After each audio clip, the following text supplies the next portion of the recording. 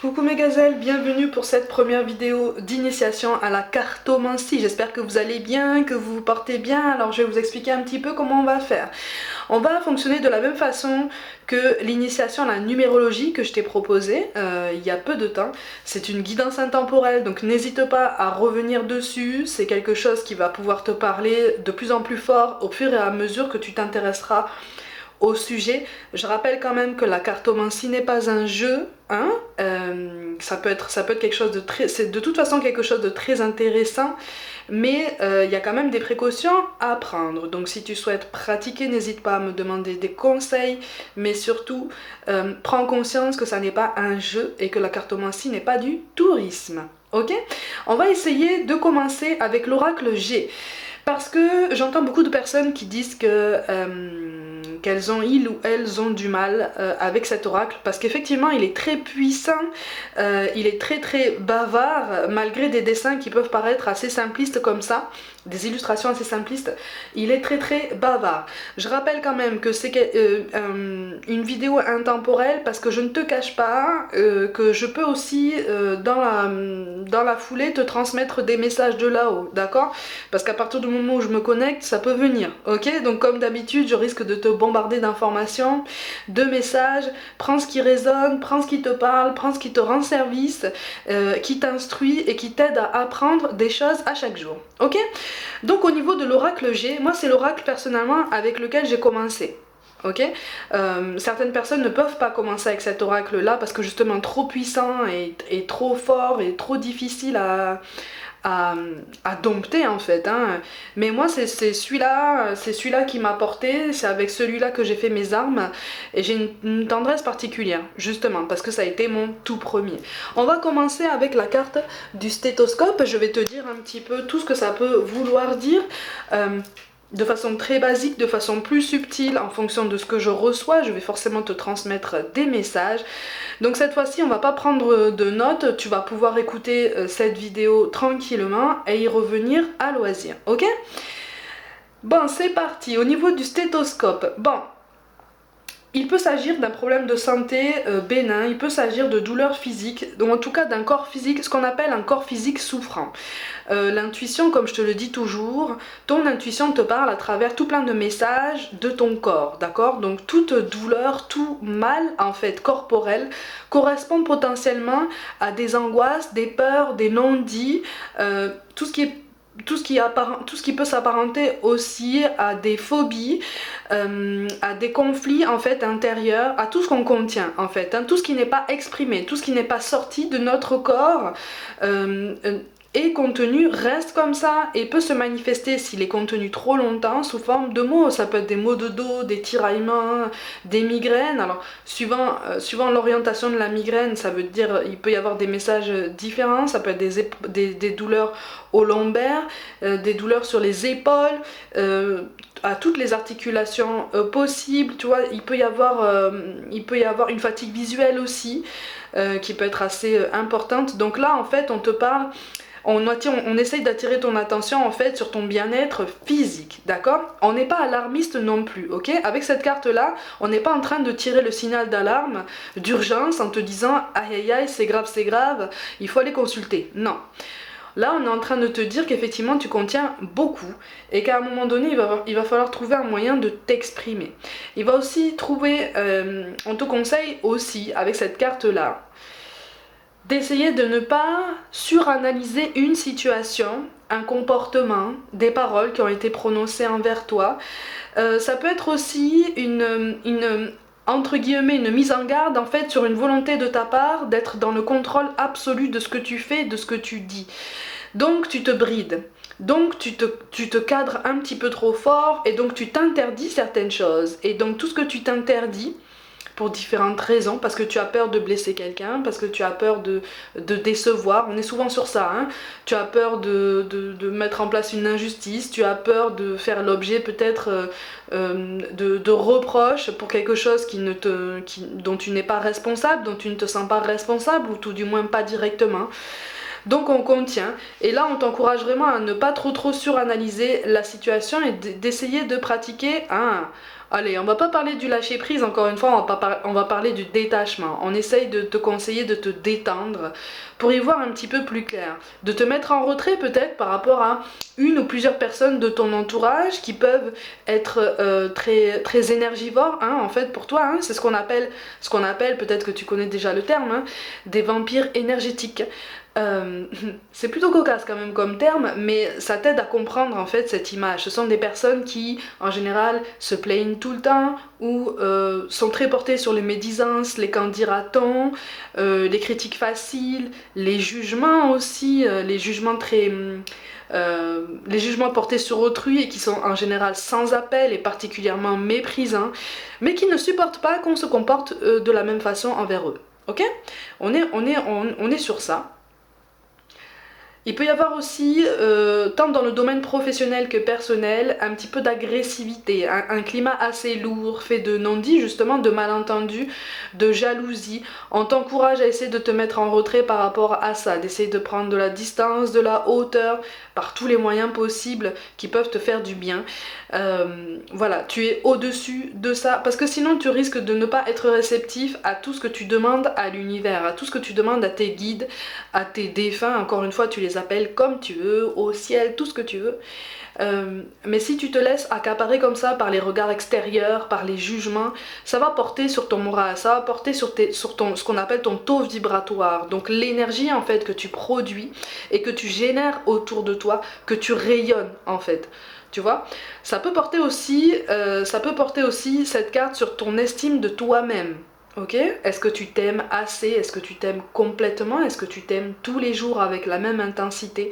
Est-ce que tu te sens légitime de prendre toutes les initiatives que tu souhaites, tant dans le domaine professionnel que personnel, parce que tu as identifié ton bonheur, tu as identifié ton bien-être, ta zone de confort et toute la zone qui se trouve autour et qui, je te le dis, est la plus intéressante, mais malgré le fait qu'elle puisse faire peur comme ça, parce que tout changement fait peur, et là on te parle de métamorphose aussi, d'accord? Alors de façon plus pragmatique, pour ceux qui cherchent une orientation professionnelle, visiblement là on est censé t'orienter sur un métier médical ou paramédical, qui peut aussi s'étendre sur les médecines parallèles. Ce que j'appelle les médecines parallèles, c'est tout ce qui est magnétisme, soins énergétiques, bioénergie, tout ça.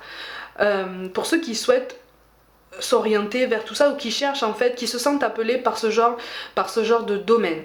J'ai quand même le visage d'une demoiselle ici, là. Visiblement cette carte est censée te parler. J'ai le visage d'une demoiselle assez souriante. Tu as les traits fins. Moi je vois quelqu'un en fait avec les cheveux courts. Enfin les cheveux courts au carré, tu sais, qui arrivent à la mâchoire assez épais, avec une frange, ce sont des cheveux bruns, avec les yeux bruns. Tu as le teint assez pâle, voilà. T'es assez souriante et j'ai la lettre C qui apparaît. En fait j'ai 3 lettres qui apparaissent, C, F et S. Ok, peut-être que c'est lié, peut-être que là je te donne les lettres de 2 personnes qui veillent sur toi. Il y a quelque chose là, mais pour moi il est question aussi d'une ou 2 personnes avec lesquelles on t'appelle justement à aplanir une situation. Il y a des non-dits, il y a quelque chose là qui commence à vous peser, et là il est temps de s'expliquer, il est temps de s'ouvrir à la discussion, voire aux négociations. Ok, c'est un message tout particulier, mais visiblement c'était important. Parce que j'ai Clémentine, moi, qui sort. Hein. J'ai Clémentine qui sort, donc il y a quelque chose avec ce prénom-là qui fait que la situation est appelée à se régler. C'est quand même plutôt positif. Donc on t'encourage, si tu veux, d'un point de vue plus général avec cette carte, à te dire que de toute façon tes doutes, tes peurs, tes angoisses, tes phobies comme ça ne sont pas spécialement fondées, ou tout du moins ont une solution tangible dans la matière par une initiative de ta part. Ok? Là on est en train de te dire, bon, tu es face à un nœud karmique, potentiellement tout seul, potentiellement avec quelqu'un, parce que comme je te l'explique, un nœud karmique, on peut en avoir un tout seul, on peut en créer avec d'autres personnes. Que ce soit une âme sœur, que ce soit une flamme jumelle, on est vraiment d'un point de vue très général, hein, au niveau du karmique. Et là on t'appelle à la guérison. En tout cas c'est une confirmation qu'effectivement là tu traverses peut-être une période assez tourmenté en termes de guérison émotionnelle, même au niveau du corps souffrant, hein. Tu traverses une période assez marquée, mais sur laquelle on essaye d'attirer ton attention. Cette période n'est pas là pour rien, rien n'arrive par hasard, si tant est qu'il existe un quelconque hasard. Ok? Donc on essaye de... Là, si tu veux... Avec cette carte, on essaye vraiment de te guider vers un mieux-être, ou en tout cas de te rassurer sur la possibilité, justement, la possibilité tangible, concrète, de trouver une solution pour pouvoir exprimer tout ça, pour pouvoir te rétablir, remonter la pente au rythme que tu souhaites, mais en tout cas avec un petit peu plus de bienveillance. Pour beaucoup, là, on confond autodiscipline et un petit peu trop d'autoritarisme envers soi-même. Ok? Potentiellement envers les autres aussi. En tout cas là il est question d'un relationnel à son corps et aux autres qui est appelé justement à s'apaiser, qui trouve comme ça des dissonances, mais ce sont des dissonances qui sont censées résonner justement avec les dissonances d'autrui. Ok, je te rappelle qu'on est tous interconnectés et qu'on fonctionne tous en miroir. Donc, ce qui te dérange ou ce qui te déstabilise chez l'autre personne, en fait, c'est quelque chose qui fait résonance avec quelque chose que tu as déjà en toi, mais qui n'est pas forcément aimé, qui n'est pas forcément assumé ou accepté. Ok, il n'y a pas de mauvais côté, il n'y a pas de... Là, on est vraiment sur des énergies qui circulent entre toi et les autres, et puis aussi en toi. Ok? Donc là, c'est comme si l'univers te disait, je suis conscient que là, tu es en proie à beaucoup d'inquiétudes, je suis conscient que ton sommeil est peut-être perturbé, je suis conscient que peut-être que dans ton couple, tu rencontres une phase un petit peu de découragement, de vide, mais ça va s'arranger, avec de la bonne volonté, mais surtout avec l'énergie qu'on produit. Ok? Pour certains d'entre vous, effectivement, il est question d'une dispute assez récente avec quelqu'un, un conflit. Ça peut mettre l'accent sur ce conflit récent, en fait. Un conflit dans lequel, visiblement, l'un de vous deux n'a pas pu s'exprimer, encore une fois. Tu vois, il y a comme un déséquilibre dans la balance, un déséquilibre dans les forces, dans le temps de parole, si je peux dire ça comme ça. Et là, en fait, on attire ton attention sur le fait que, effectivement, un aboutissement va arriver.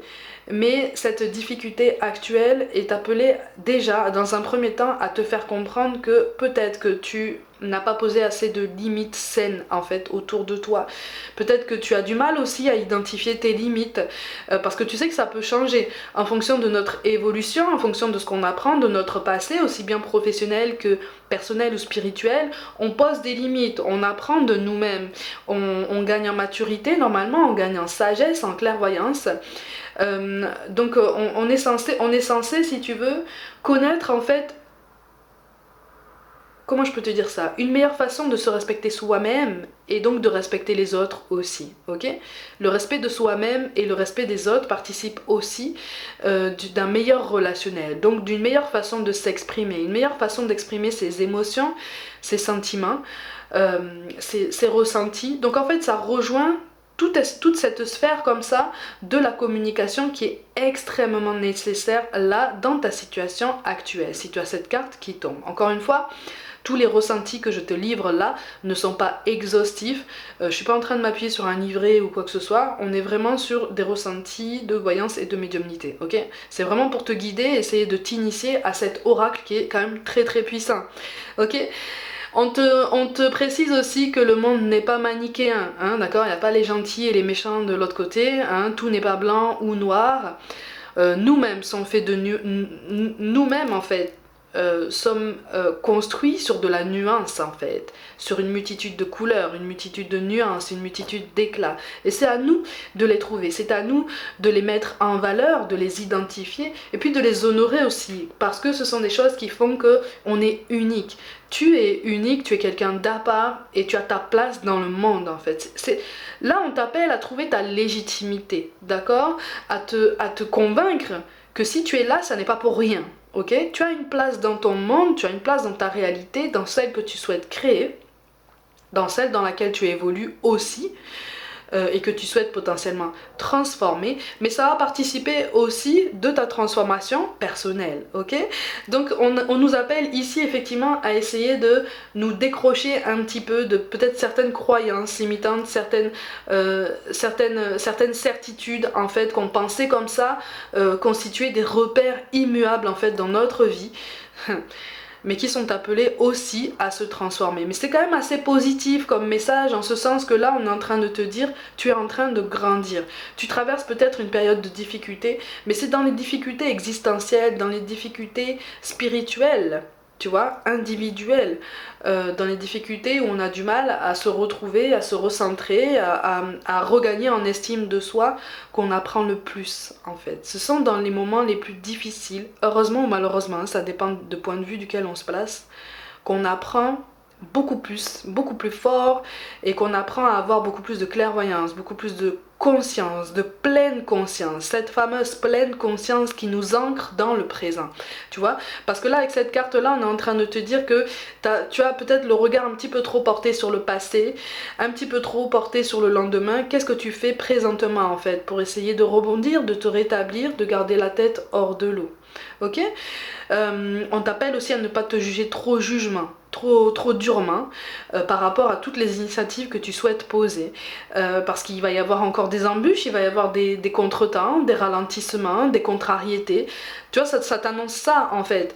Mais là si ça t'annonce ça en fait, on est en train de te dire mais ce sont des contretemps, des barrières que tu peux facilement faire tomber en fait, ou en tout cas qui sont largement surmontables si tu prends le temps en fait de faire un bilan, de voir un petit peu toutes les solutions qui s'ouvrent à toi, avec justement cette ouverture d'esprit dont tu manques un petit peu présentement, parce que tu es, et c'est tout à fait compréhensible, un petit peu trop obnubilé sur les aspects négatifs du tableau général de ta vie, qui finalement n'est pas si sombre que ça, tu vois. Il y a des aspects positifs bien présent, qui rayonne encore très très fort autour de toi et en toi, mais que tu sembles avoir perdu de vue de façon temporaire. Tu vois, c'est en ça qu'on attire aussi ton attention, donc c'est quand même un assez beau message avec cette carte là. Donc là, si tu veux, on te dit écoute ton corps déjà, ça te permettra d'écouter ton intuition, ça te permettra d'être beaucoup plus réceptif à tous les messages de l'univers, à tous les messages de tes guides.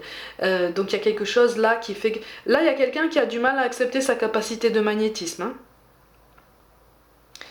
Là, il y a quelqu'un, on t'encourage vraiment à essayer de te pencher sur ça, parce que si tu as ça, si tu veux, on a tous du magnétisme hein, dans les mains, on l'a tous. Après, on l'a tous à un degré différent, à nous de choisir si on le travaille ou pas. Si tu choisis de le travailler, à toi de voir de quelle façon tu peux mieux la travailler. Ce qui demande beaucoup de patience, d'accord? Beaucoup de bienveillance, je préfère te le dire de suite. Rien n'arrive comme ça, comme un cheval au galop, en disant c'est bon, c'est joué. Non. Ne te mets pas trop de pression, essaye de laisser venir pour justement aller à la découverte de ton corps. Le magnétisme, pratiquer le magnétisme, ça revient aussi à te connecter pleinement à ton corps, à t'ancrer en fait dans ce qui se passe présentement, pour mieux après te connecter à ce qui se passe potentiellement chez une autre personne. Ok? Donc là, ton magnétisme, là, visiblement, il y a la lettre M, il y a la lettre P aussi qui apparaît. Visiblement, il y a le X aussi. M, P et X. Ok? Mais il y a visiblement quelque chose en toi là qui est appelé à se développer, donc prends le temps de le travailler, prends le temps de découvrir, de te donner le droit justement de pratiquer et de découvrir cette nouvelle potentialité en toi, ok?